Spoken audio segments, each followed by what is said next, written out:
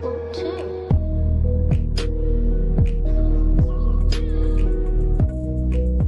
what's up guys, Sinister Forest here. Thank you for coming back to my channel and checking out what I have in store for you guys. This is going to be the first video of the Sinister Picks Spooktober, the calendar I posted last video.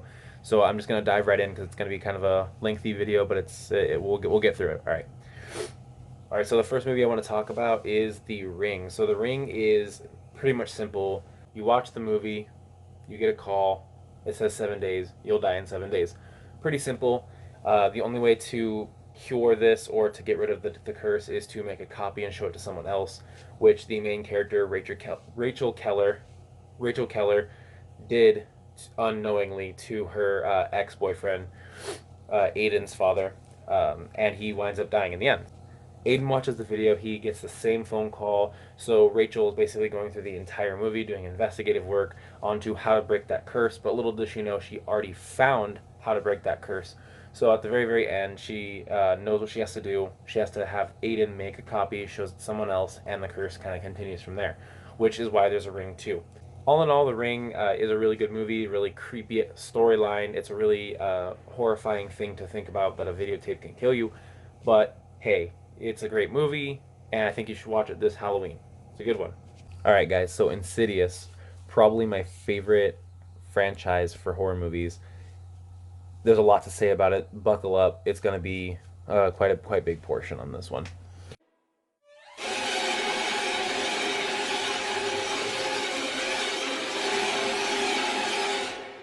So we follow the first movie.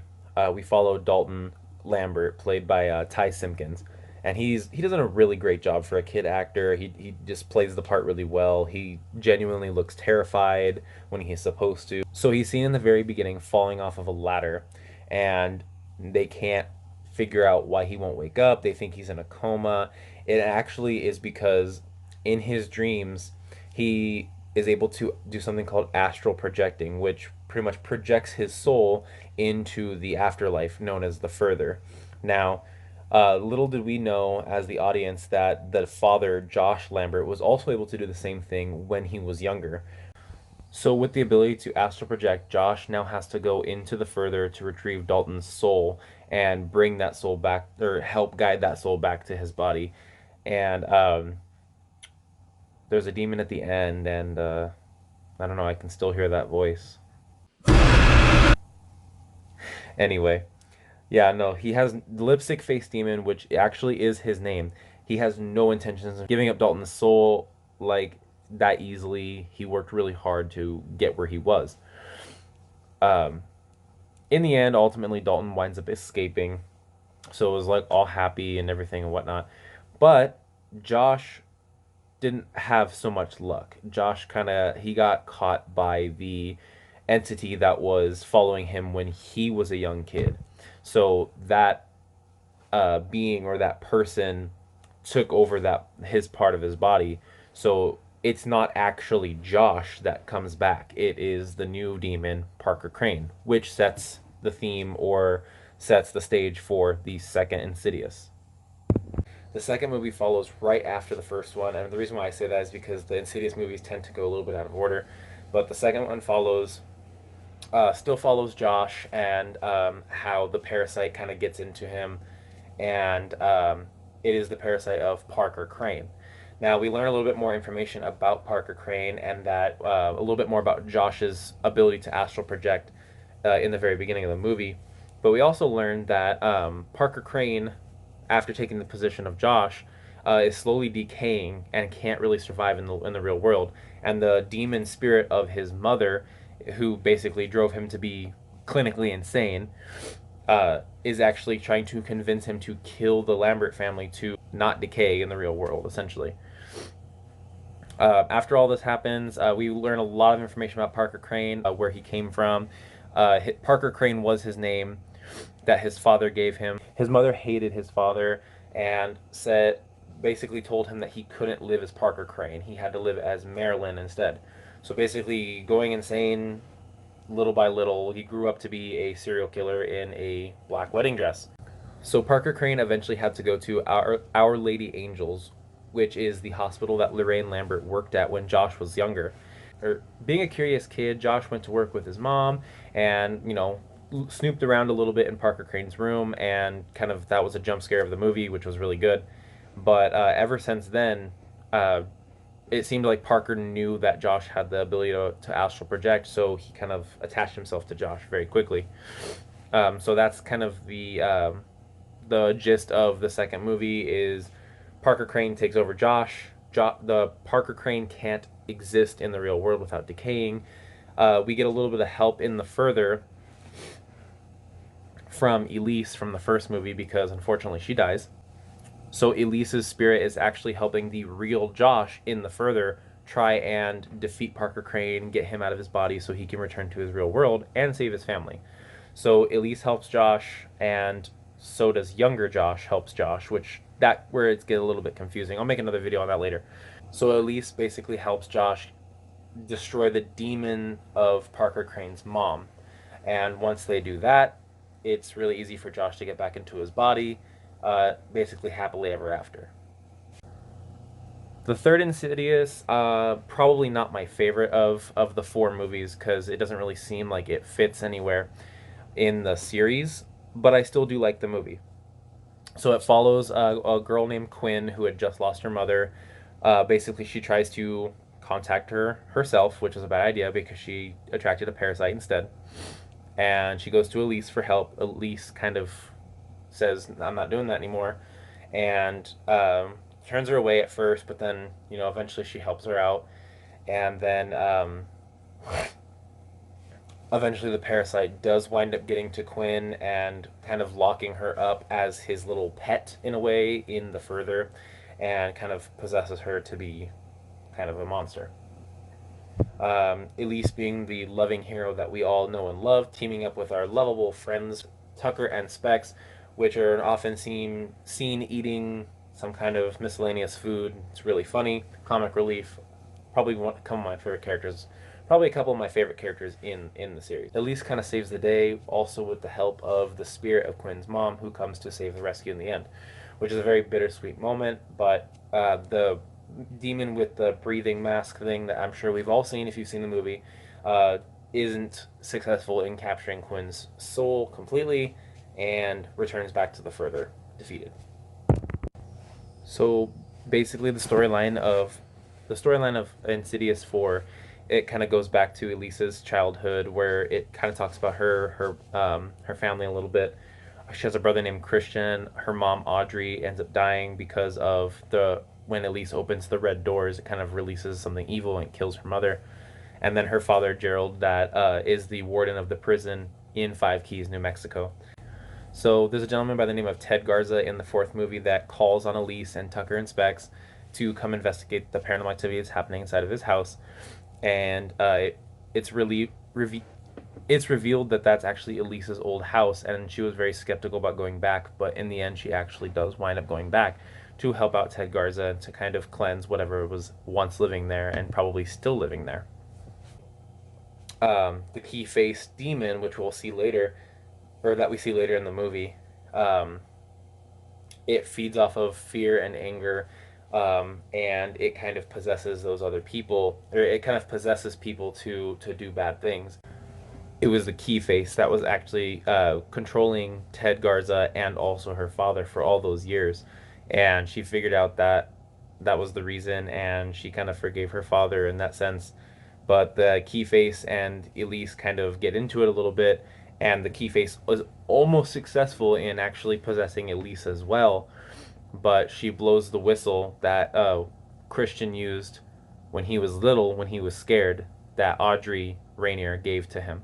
So Elise's mom gave a whistle to Christian, and she said, blow it whenever he is scared and she'll come. So Elise had that whistle, and she just barely got to it. She blew the whistle, and the spirit of her mom comes and helps save the day. Imogen and Elise wind up taking Melissa's body, or wind up taking Melissa's soul back to her body, and in the process opening up a couple of new red doors, which kind of insinuates that that's the reason why that those monsters kind of escape into those worlds. So the red elevator doors of the third one, breathing mask guy, The red door in Insidious 1 where Dalton sees the lipstick face demon. It kind of ties all that kind of stuff together in a neat little bow. So I'll make another video probably getting more into Insidious because it is my favorite, but for right now I'm just trying to keep it a little bit shorter, on the shorter side. So the Conjuring movies also have Patrick Wilson in them, but instead of playing Josh Lambert like in the Insidious movies, he's actually playing Ed Warren, which Ed and Lorraine Warren were actual real live ghost investigators, and they did tremendous work. And rest in peace to both of them because we just lost Lorraine, I think a couple months back. So pretty sad, and it's you know I just hope that they're both together and in a better place. I'm not going to add that in my video. I just wanted to say that for me. So we see Ed and Lorraine Warren as paranormal investigators or demonologists, and they help people and they kind of determine what's really a paranormal issue or what's like maybe like a creaky floorboard or a leaky faucet. And then it turns out that there's a family that buys a new house. So the Perrin family, led by Carolyn and Roger Perrin, they have 5 daughters, and they move into a brand new house. But little did they know that that house is actually haunted by the spirit Bathsheba. Now, Bathsheba actually was in the Bible. I'm not familiar with Bible terms, but I know she was in there.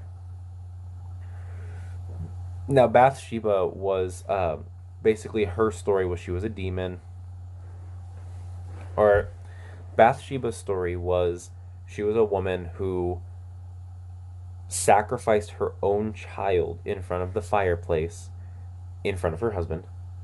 Her husband actually caught her.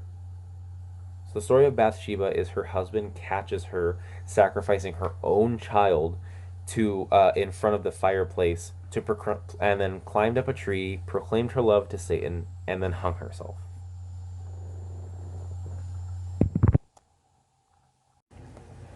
So Bathsheba was basically a demon who, in front of her husband, sacrificed her child in front of the fireplace, ran outside, climbed a tree, proclaimed her love to Satan, and then killed herself. So since then, she basically cursed the land. Whoever lives there possesses the mom to kill the kids, and that's basically the aspect of the first Conjuring movie. So over the time, they kind of discover like a creepy basement and everything else, and like the children start to notice like weird things happening around the house. They're getting pulled out of bed, and then when they reach out to Ed and Lorraine Warren, they come and they figure out that the the entity of Bathsheba is doing what it's always done for the past who knows how many years, and it's possessing the mom to kill the youngest daughter, April. Lorraine Warren ends up, solving everything and making Carolyn okay again, and April's not afraid, and happily ever after kind of a thing. The second movie is a little bit similar, but it takes place in London, and that one's a lot more weird because Lorraine Warren keeps having these visions, these premonitions that she's been having for years about the demon Valak, which is it takes place as the nun, of basically killing Ed Warren, and she doesn't want that to happen, so she didn't want to really do the investigation, but they wind up going anyway. So they go to investigate the house in London, thinking that maybe it's just a spirit, maybe it's a hoax, maybe it could be anything. They at first believe it to be a spirit of an old man named Bill Wilkins, and they really understand later that it's not that old man. He really does want to pass. He really does, but Valak is preventing that from him and kind of taking over that, which kind of goes to show how much power Valak actually had if she can command other spirits to do things. That's kind of ridiculous. So Valak possesses the youngest child. I don't know what it is about possessing the youngest child or having something to do with the youngest child. It just is. Alright, so a classic horror movie that everybody should know and love is Friday the 13th with Jason Voorhees. But did you guys actually know that Jason Voorhees wasn't the original killer in Friday the 13th, the first movie? it was actually his mother seeking vengeance on the camp counselors that let him drown when he was little. So because Jason kind of looked different, the other kids kind of teased him and everything else, while the camp counselors weren't paying attention. They were out having sex, doing drugs, whatever they felt like doing. The long story short is that they weren't watching the other kids bullying Jason. They kind of pushed him into the water, which they figured out that he could not swim, and they kind of let him drown. So a vengeful mother, doing probably what any mother, at least any crazy mother would do, is she gets her vengeance by killing the camp counselors in their amorous activities, whether it's having sex, hooking up, making out. It's always a gruesome kill with minimal blood because, 80s horror movies, it looks like ketchup instead. But, what do you want? So whether it's an axe wound to the face, whether it's a cut throat, whether it's getting thrown out the window, or your head cut off with a machete, doesn't really matter. Friday the 13th is a classic gore fest, and it's really cool. Probably one of my favorites in the originals. My all-time favorite of the original is Halloween. Halloween and Michael Myers was the first horror movie I think I actually even watched. So, little fun fact about Sinister Forest. At the end of the movie, Alice is one of the main characters, is the only one that actually survives, and ended up killing Jason's mom, Mrs. Voorhees, with the machete to the head. And she's seen out on the lake, Camp Crystal Lake, and she's in the little canoe, and then Jason's kind of decaying body jumps up and, kind of takes her down. She wakes up in the hospital and tells the police that he's still in there, like the body's still in there, and then they do a sweep. They say that no body is found, and that kind of springs off to the who knows how many Friday the 13th movies there actually really are, that kind of goes over, Jason killing multiple people, various people in various locations, even space. Alright guys, so that's all I have for you for this video. I'm going to continue making movies based on the list from the previous video, and I really hope you guys enjoyed this. It was a lot of fun, but at the same time also remembering what I watched and putting that into a video without making it way too long and boring for you guys was a little bit hard, so that's why I kind of, cut it a little bit. But be looking forward to more of these videos. I had so much fun making it. Thank you guys so much for the support, and I will see you next time.